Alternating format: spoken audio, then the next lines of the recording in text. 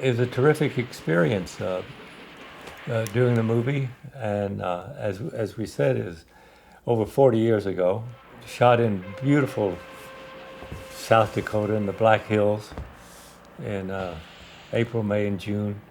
I don't have the name of the actual man it was based on, but it was based on a true story. He was actually shot by the state police and the local sheriff right at the foot of what is now Crazy Horse Mountain.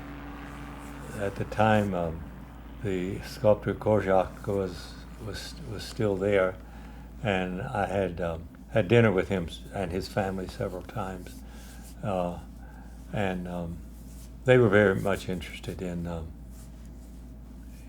the story and the story being told. Interesting thing about it, the family brought a lawsuit against the state of South Dakota about his death, the injustice of it, and the jury voted in favor of the family and awarded them not a lot of money, but some money. But the South Dakota legislature never appropriated the money. So there's still an injustice left there. Chuck and Jane came to Hollywood and interviewed me, and apparently there was an actor in New York that they were considering too, so they would go to New York and then they'd come see me, and I got some nice dinners out of that.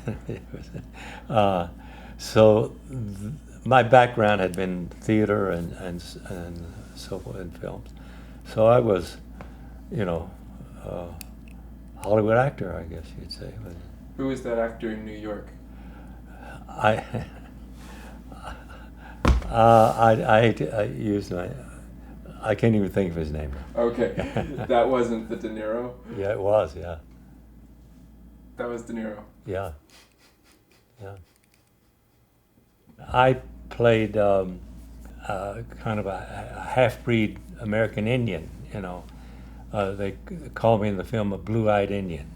He's a damaged person, apparently a veteran who had some problems coming back and adapting to society. Hi, Johnny.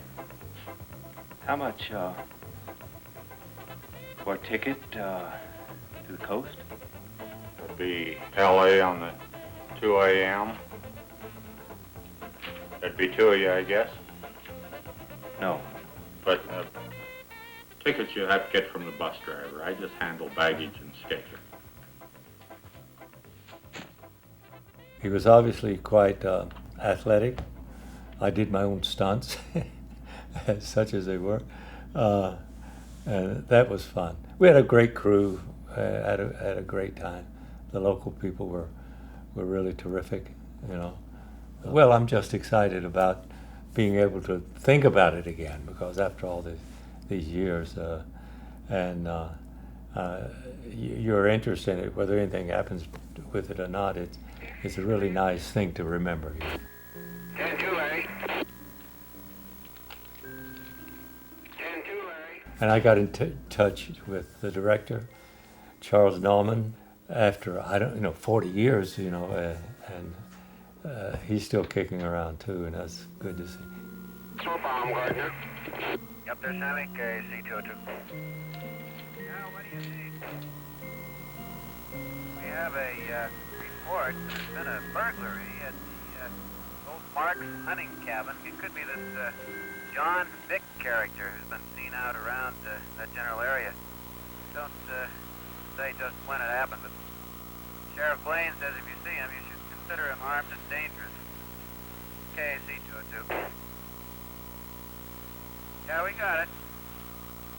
Read it, Jerry. When do they start issuing guns to lookouts? Over and out.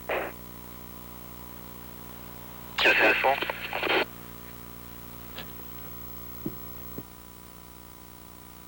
Chuck, the director, he's very interested in what we might call art films. So he combined the adventure action film with a lot of art elements.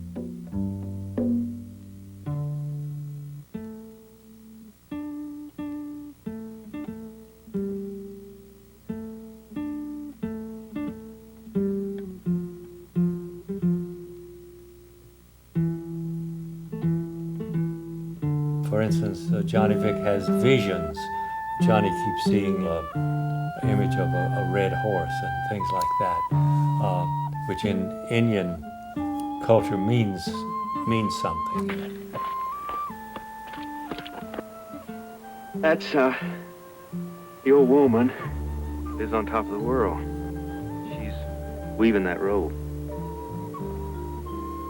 But, every time she, weaves it, that little dog unweaves it. If she ever finishes it, it'll be the end of the world. My daddy and me went to a Sundance. I heard that toll. Before I left up there, they told me, they said, Warren, you knew that in our budget we had budgeted twice what we paid you. And I said, oh, said, but your agent, agreed to that. So I sat down with him and I said, Hal, they had budgeted twice, and you didn't, do anything about it. And he said, oh, well, I'll waive my 10%. Well, that's good, Hal. And then Hal said, oh, by the way, I'm going out of the agency business. It's taken me years to get that damn age. Now, my first film, starring role in a film, and you're going out of the agency business? I don't have an agent now.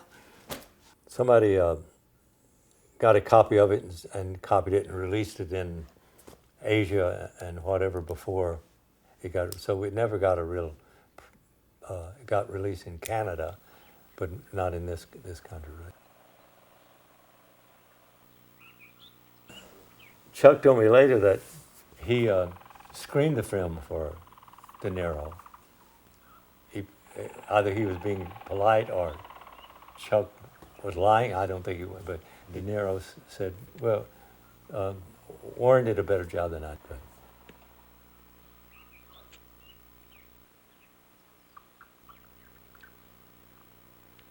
Well, I think now that miscarriage of justice thing, it's always been a good story to pursue where there's miscarriage of justice.